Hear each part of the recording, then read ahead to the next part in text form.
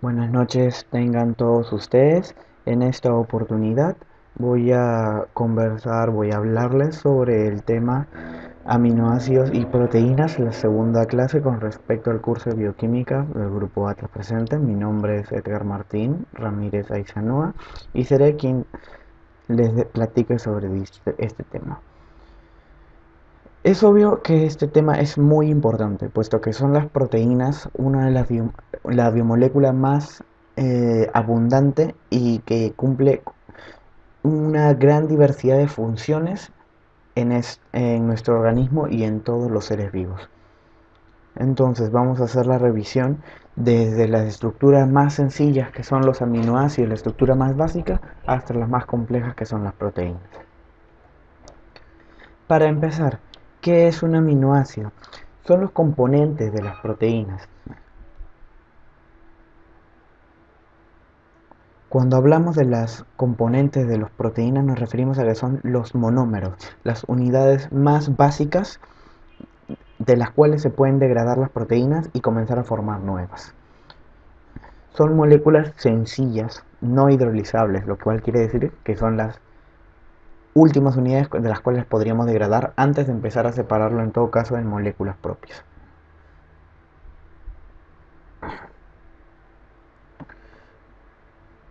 Existen en el ecosistema, en nuestro mundo, 20 aminoácidos a los que se le llaman aminoácidos comunes. Quiere decir que son a partir de estos 20 aminoácidos a través de los cuales se codifican las distintas secuencias para la formación de todas las proteínas que forman parte de nuestro organismo y de todos los seres vivos. Pero eso no quiere decir que no sean los únicos aminoácidos. Existen otras moléculas aminoácidos, pero que no forman parte de las proteínas. De las proteínas.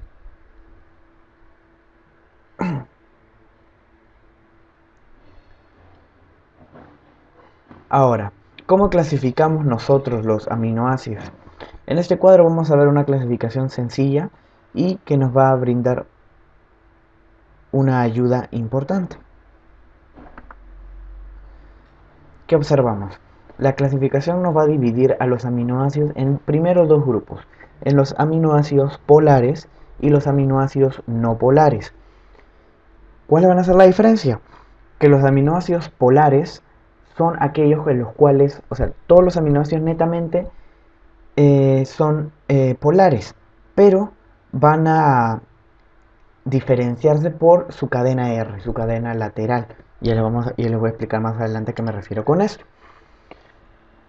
En los cuales esta cadena puede ser o bien una cadena por contener un grupo que sea polar o un grupo no polar. No polares quiere decir quiere decir lipofílico, es un aminoácido hidrofóbico, mientras que los polares son aminoácidos eh, hidrofílicos. Ahora, dentro de los no polares vamos a tener dos tipos, los aminoácidos alifáticos y los aminoácidos aromáticos. Se le llama aromáticos este grupo específicamente pues que contienen anillos indol aromáticos que dentro de su estructura en la cadena lateral, que es lo que los va a determinar en este grupo. Dentro de los aminoácidos polares vamos a tener los aminoácidos que presenten carga y los que no presenten carga. Y dentro de los que presenten carga vamos a tener a los aminoácidos básicos, que van a ser los que presentan una carga positiva, y los aminoácidos ácidos, que son los que presentan una carga negativa. Poco a poco vamos a ver estos grupos, ¿no? Y estos son los 5 grupos que vamos a tratar, ¿no? Los alifáticos, los aromáticos, los aminoácidos polares sin carga, y los aminoácidos ácidos y los aminoácidos básicos. Como su nombre lo indica, todos los aminoácidos son bifuncionales. Tienen tanto un grupo amino, que tiene una propiedad básica, y un grupo carboxílico, cuya propiedad es ácida principalmente. Esta es la estructura básica de un aminoácido, es el modelo de Fischer, en el cual vamos a tener un carbono central, un carbono quiral, o también llamado carbono alfa, en el cual va a estar unido a 4 estructuras importantes. Una estructura va a ser el grupo amino. Este H3N positivo nos referimos al grupo amino. En la cabeza estamos viendo el grupo carboxilo. Este es el grupo ácido, ¿no? Cuya carga es negativa. Vamos a tener a otro lado un hidrógeno para completar uno de los enlaces del carbono. Y esta parte inferior que vemos es lo que viene a ser la cadena R o cadena lateral, que son los compuestos o cadenas de compuestos que se unen a la estructura original de dicho aminoácido para darle una distinta estructura y o características. Vemos ahí el grupo amino, el grupo carboxilo, el grupo R y el carbono alfa. Entonces, vamos a ver qué aminoácidos tenemos dentro del grupo de los alifáticos. Los aminoácidos no polares alifáticos. Vamos a tener estos 6 presentes que pueden observar: la glicina, la alanina, la valina, la leucina, la metionina y la isoleucina. Ahora, ¿qué vamos a ver aquí? Vamos a ver que la glicina es el aminoácido más sencillo, puesto que su cadena lateral simplemente es una molécula de hidrógeno. Es el aminoácido más sencillo, la glicina. Por otro lado vemos a la alanina. La alanina es el aminoácido cuya cadena lateral es un grupo metilo. Otro interesante aminoácido, la metionina, que en su cadena lateral podemos observar una molécula de azufre. Así van variando las cadenas laterales en los aminoácidos, determinando así sus distintas conformaciones, sus distintas propiedades y secuencias en las cuales se van a combinar. Estos aminoácidos que han sido resaltados son los aminoácidos esenciales. ¿Y a qué nos referimos con aminoácidos esenciales? Son los aminoácidos que el organismo no es capaz de sintetizar. De este grupo vamos a tener 4 aminoácidos esenciales, que son la valina, la leucina, la isoleucina y la metionina. Vamos a ver el otro grupo, el de los aromáticos, en el cual solo vamos a tener 3. Vamos a tener a la fenilalanina, la tirosina y el triptófano, de los cuales 2 van a ser aminoácidos esenciales, que van a ser la fenilalanina y el triptófano. En cuanto a los aminoácidos polares sin carga, vamos a tener otros 6 aminoácidos más. Vamos a tener a la serina, a la treonina, a la cisteína, a la prolina, a la asparagina y a la glutamina. Como vemos, dentro de todos estos grupos, la cisteína es la única que contiene una molécula de azufre en su estructura. ¿Y cuáles van a ser esenciales? Solo la treonina. Ahora, verán en algunas bibliografías que clasifican a la prolina dentro del grupo de los aminoácidos polares, puesto que presenta esta cadena cíclica que se resalta en rosado, una cadena cíclica que es una estructura de tipo apolar. Por eso hay algunas bibliografías que lo clasifican actualmente en lo que es el grupo de los aminoácidos apolares, pero para efectos de la clase lo vamos a dejar en este grupo, de los polares sin carga. Ahora, ¿recuerdan a la cisteína? Las que vimos hace un momento. Es uno de los aminoácidos más importantes, puesto que va a permitir el plegamiento de las cadenas polipeptídicas, que más adelante vamos a ver, mediante la formación de los puentes disulfuro. Si ustedes recordarán, la cisteína era la única que presentaba un azufre en su estructura, ¿no es cierto? Pues aquí adelante en este cuadro vemos cómo a partir de 2 moléculas de cisteína se va a formar una molécula de cistina mediante la formación de un puente disulfuro. Esto es, como les digo, es importante porque más adelante veremos que va a permitir el plegamiento y la unión de las distintas cadenas polipeptídicas en una conformación espacial distinta. Ya veremos más adelante. Recuerden, 2 moléculas de cisteína forman una molécula de cistina. Ahora, los aminoácidos polares con carga positiva o básicos van a ser 3: la lisina, la arginina y la histidina, de las cuales dos van a ser esenciales, la lisina y la histidina. Ahora veremos más adelante que tanto la arginina como la histidina en realidad son aminoácidos esenciales, pero facultativos. ¿Qué quiere decir con esto? Que en ciertos momentos de la vida el cuerpo va a requerir mayores cantidades de estos aminoácidos, para lo cual las cantidades que produzca el cuerpo no van a ser suficientes. Por ello va a haber una época, especialmente en la infancia, en los neonatos, en que las demandas de aminoácidos tipo arginina e histidina es tanta que lo que genera el organismo no es suficiente y requerimos también ingerirlos en la dieta. Es por eso que en esos momentos son aminoácidos esenciales, facultativos o condicionales, ¿no es cierto? Continuando, vemos a los aminoácidos polares con carga negativa o ácidos y hablamos del aspartato y el glutamato, ambos, como ven, con un grupo carboxilo extra en su cadena lateral, lo que les da una carga negativa. Lo que no les mencioné, los aminoácidos de carga positiva son los que tienen un grupo amino extra en su cadena lateral, de tal manera que poseen una carga positiva extra. Y de igual manera los aminoácidos con carga negativa es porque presentan un grupo carboxilo extra en su cadena lateral. Muy bien. Ahora, de acuerdo a la obtención del organismo, como les mencioné, vamos a dividirlo en aminoácidos esenciales y no esenciales, de entre los cuales los no esenciales son aquellos aminoácidos que nuestro cuerpo puede sintetizar sin ningún contratiempo, es decir, producen las cantidades suficientes y necesarias. Pero los esenciales son aquellos que no podemos sintetizar o que sintetizamos en cantidades insuficientes, como por ejemplo ya les mencioné, la arginina y la histidina son aminoácidos esenciales que son condicionales, es decir, en la época en que somos niños, bebés, requerimos mayores cantidades de estas moléculas, que por lo tanto no son suficientes las que puede sintetizar el cuerpo, y tenemos unos requerimientos externos, como ya les mencioné. Por eso son esenciales pero condicionales, ¿no? El resto no los puede sintetizar el cuerpo, para lo cual debe tener un ingreso constante en la dieta de estos aminoácidos.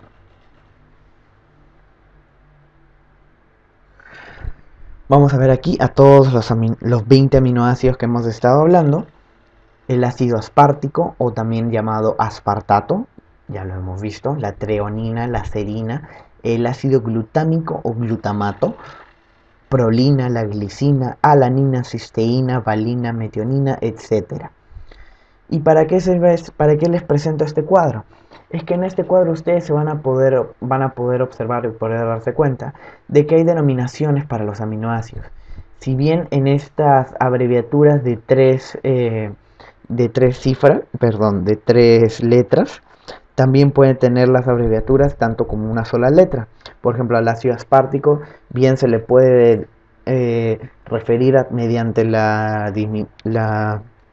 abreviatura de ASP, o bien mediante la letra D en mayúscula, nada más. O bien la histidina puede ser representada por la abreviatura HIS, H-I-S, o bien mediante la H mayúscula, ¿no? Esto es simplemente para que vean cómo se le pueden referir a los aminoácidos en otras bibliografías, en textos, en páginas de internet, etc. Ahora, existen algunos aminoácidos que se les vamos a llamar los aminoácidos modificados, que son aquellos que cumplen funciones especiales o son metabolitos importantes, pero que no forman parte de los 20 aminoácidos comunes, que son los que van a formar los enlaces polipeptídicos y más adelante formar proteínas. Entonces, en primer lugar, les menciono a la hidroxiprolina y a la hidroxilisina. Ambos aminoácidos son moléculas que participan en la formación de una proteína más importante, que es el colágeno, ¿no? Que forma parte de casi todas las estructuras conectivas de nuestro cuerpo. Vamos a tener también la 6N-metillicina, vamos a tener la desmosina e isodesmosina, que forman parte de la elastina, una proteína que vamos a ver más adelante también. Ornitina y citrulina, que son dos aminoácidos que forman parte de, o sea, son intermediarios metabólicos dentro del ciclo de la urea. ¿A qué me refiero con el ciclo de la urea? Es un proceso en el cual se va a formar la urea mediante al final del metabolismo de las proteínas, que eso ya van a ver más adelante en el capítulo de proteínas. La homocisteína y la homoserina son también compuestos intermediarios en el metabolismo de los aminoácidos, y la tiroxina, que forma parte de la estructura de las hormonas tiroideas. Como verán, son aminoácidos que no van a estar incluidos dentro de los 20 comunes que utilizamos para la formación de proteínas, pero sí tienen otras funciones especiales o forman parte de otros procesos metabólicos importantes como intermediarios. Además, debemos ver que los aminoácidos tienen lo que se conoce como estereoisomerismo. Pero para entender qué es un estereoisomerismo, primero debemos entender qué es un isómero. Un isómero son aquellos compuestos que tienen la fórmula molecular, la misma fórmula molecular, perdón, pero diferente fórmula estructural y por lo tanto diferentes propiedades. Quiere decir que espacialmente están distribuidos de una manera distinta, pero la fórmula es la misma. Entonces, cuando nos referimos que es un estereoisómero, son aquellos isómeros, quiere decir que tienen la misma fórmula molecular pero distinta forma estructural. Pero en el caso de los estereoisómeros van a tener la misma secuencia de átomos enlazados, pero difieren en su orientación espacial. Quiere decir que bien pueden estar conectados, por decirlo así, en la misma secuencia las cadenas de átomos, pero que en el espacio están distribuidas en un lugar o posición distinta. Ahora, ¿qué nos referimos con un enantiómero? Los enantiómeros son un tipo de estereoisómero que se relacionan entre sí por una reflexión. Quiere decir, son imágenes como en espejo, como la imagen que se ve más arriba en esta diapositiva, es un enantiómero, una imagen como reflejada al espejo. Son dos moléculas opuestas, es decir, con la misma fórmula, pero que espacialmente están orientadas como en un espejo. Se reflejan entre sí, pero no se superponen. Y los diastereoisómeros son un tipo de estereoisómeros que no son imágenes especulares, quiere decir que no son espejos, pero que igual poseen la misma fórmula química. Vamos a ver eso aquí. Un compuesto puede tener un solo enantiómero, quiere decir una sola molécula que se refleja como espejo, pero puede tener varios diastereoisómeros, quiere decir cualquier otra molécula que no formen espejo. Por ejemplo, aquí centrémonos en este segundo cuadro. Este segundo cuadro, esta molécula es se refleja como el enantiómero, una imagen en espejo de esta primera imagen a la izquierda. Pero esta segunda molécula con respecto a la tercera y a la cuarta corresponden a lo que son los diastereoisómeros. Se darán cuenta que son las mismas fórmulas. Si ustedes cuentan los átomos de carbono, cuentan los átomos de hidrógeno, los X y las Y, contienen la misma cantidad, la misma fórmula, pero su distribución es distinta y no como si estuviera reflejada en un espejo. Por eso es que dice que un compuesto puede tener solo un enantiómero, pero puede tener varios diastereoisómeros.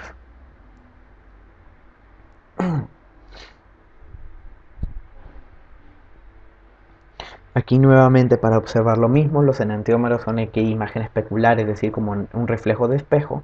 Los diastereoisómeros no son imágenes especulares, pero contienen la misma fórmula, a pesar de que pueden diferenciarse bien en uno o en varios carbonos asimétricos.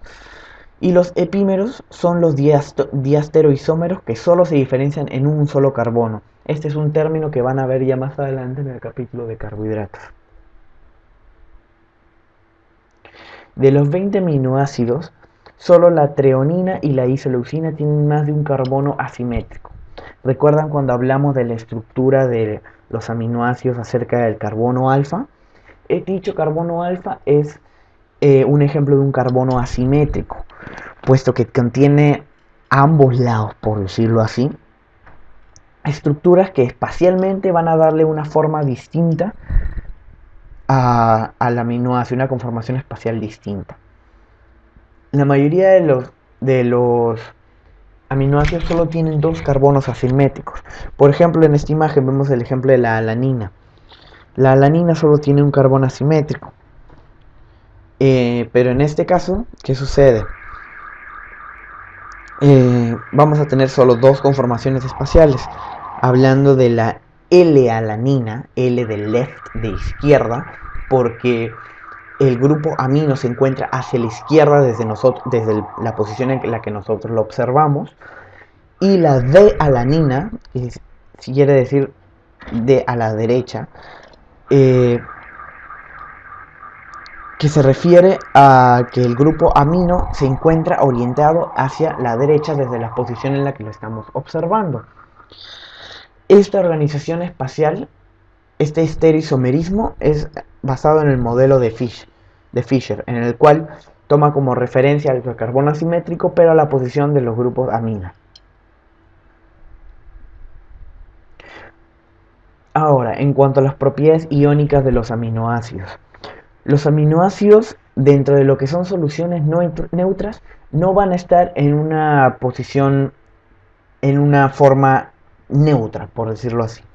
Como ustedes ven, por ejemplo, en la imagen aquí anterior, ven, vamos a buscar una imagen en la que pueda referirme.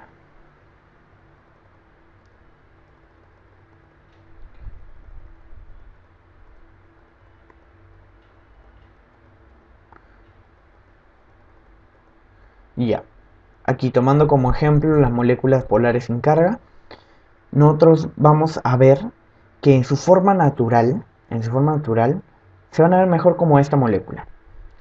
El grupo amino aquí presente y el grupo carboxilo aquí presente también, verán que no presenta carga, se encuentran en sus formas totalmente neutras, sin carga.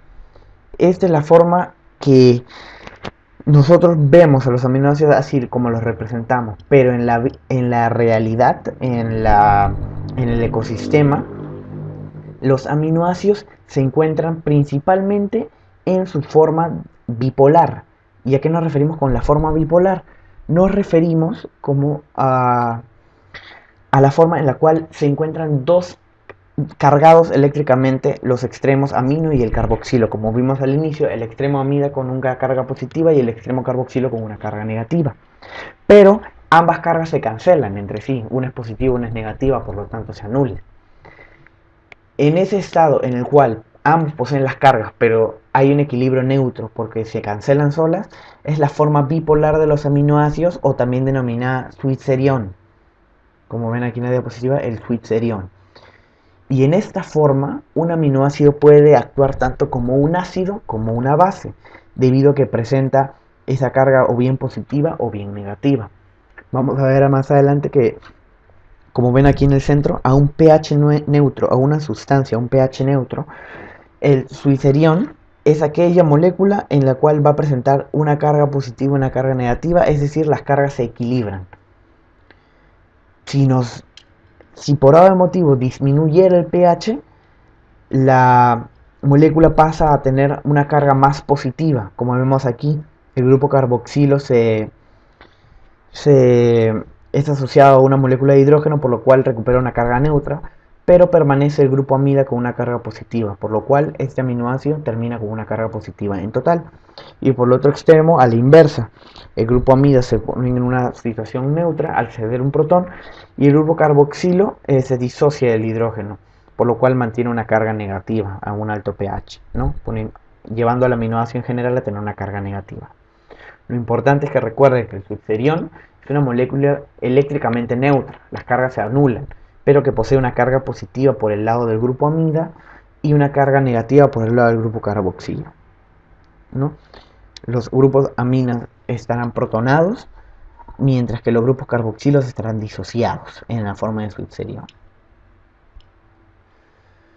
Los aminoácidos son anfóteros, quiere decir que poseen la capacidad de ser tanto una base como un ácido, específicamente anfolitos. Quiere decir que con la variación del pH es que van a variar también sus características de ácido o de base. Como ven en este cuadro, por ejemplo en la línea morada, a medida que aumenta nuestro pH, la concentración de los grupos protonados disminuye. e incrementa el número de moléculas en forma switcheriónica. Mientras que sigue aumentando el pH, disminuye en las formas switcheriónicas por lo que va aumentando el número de grupos desprotonados. Hablamos de los grupos carboxilos. Como otra forma de mostrarles es esta imagen, para explicarlo mejor. Un aminoácido va a tener una carga positiva a un pH por debajo de su PI, que es su punto isoeléctrico, el punto en el que ambas cargas son neutras, ¿no? Tomamos como referencia entonces al switcherión. El pH al cual se forma el switcherión, que tenga una carga positiva y una carga negativa, una eléctricamente neutro, la molécula eléctricamente neutra, ese pH al cual se forma esa molécula va a ser el punto isoeléctrico. Entonces, cualquier aminoácido que se encuentre por debajo de su punto isoeléctrico, quiere decir por debajo del pH en el cual se forma el switcherión, va a tender a una carga positiva, se va a protonar el grupo amida, mientras que a la inversa va a poseer una carga negativa, se va a desprotonar el grupo carboxilo a pH por encima de su punto isoeléctrico. ¿Me dejo entender? El punto isoeléctrico es el pH en el cual se forma el switcherión, no necesariamente un pH neutro, porque ese punto isoeléctrico va a variar dependiendo de cada aminoácido, pero va a ser el punto en el cual las cargas del aminoácido van a estar neutralizadas. Si se encuentra un pH por debajo de ese punto isoeléctrico, va a adoptar una carga positiva, por lo tanto una función de base, mientras que a un extremo en el cual esté por encima del punto isoeléctrico va a adoptar una carga negativa, por lo tanto una función de ácido. Ahora, ¿a qué nos referimos con la curva de titulación? Si bien recuerdan desde el curso de química, la titulación es el proceso por el cual buscamos equilibrar el pH en una sustancia, ¿no es verdad? Y ahora los aminoácidos se pueden titular, puesto que como hemos visto pueden funcionar tanto como una base como un ácido. Y para ello van a formar estas gráficas, dentro de las cuales este valor como denominado pK va a ser el pH en el cual existe una concentración igual de la forma protonada, quiere decir de la cantidad de grupos amidas con un protón, y la forma desprotonada, quiere decir que la cantidad de grupos carboxilo con un desprotonada, perdón, disociado. Entonces, el pK es el pH en el cual se va a formar el switcherión. Van a haber iguales cargas positivas que negativas. Ahora, ese compuesto va a tener una capacidad amortiguadora alrededor de dicho intervalo de su pK. ¿Sí? ¿Cómo es eso? Fijémonos en la gráfica. Vemos estas dos regiones rosadas, ¿no es cierto? Estas dos regiones, en este caso, son los dos pKs que contiene la glicina. ¿Y esto se debe a qué? A que al primer pK se igualan las cargas positivas y negativas en una primera instancia. ¿Sí? A este primer nivel, a este primer pK, alrededor de ese pH va a ser una zona de amortiguador, en el cual la glicina va a funcionar como un amortiguador, una molécula que vaya a ser capaz de regular el pH de otra sustancia. ¿No es cierto? Va a suceder también a otro nivel de pH. Nosotros vamos a ver ya más adelante en otra clase específicamente más esta curva, por lo cual no busco que la entiendan precisamente ahora. Solo tener en cuenta que tienen la capacidad de funcionar también como amortiguadores. Ahora, en un aminoácido, estos grupos que se pueden ionizar, como ya hemos estado viendo, son el grupo amino y el grupo carboxilo, e inclusive el grupo R. Como recordarán, los aminoácidos con carga positiva y con carga negativa, los ácidos y los básicos de la clasificación anterior. Ahora, un aminoácido que tenga un solo grupo amino, o sea monoamino, y un solo grupo carboxilo, monocarboxilo, va a poseer dos regiones con capacidad amortiguadora, como vemos aquí, ¿no? Un pK y dos pK. A medida que contenga más grupos carboxilo o más grupos aminos, más regiones va a tener. ¿Sí? Bueno, como les decía, no busco que entiendan eso precisamente ahora. Y vamos a pasar a ver lo que son el tema de los péptidos. Muy bien.